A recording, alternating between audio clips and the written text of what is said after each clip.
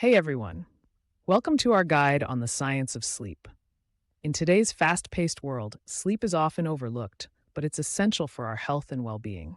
Let's break down the key steps to achieving better rest. First, understand your sleep cycle. Did you know we go through different stages of sleep? From light to deep sleep, each phase plays a vital role in physical recovery and mental clarity.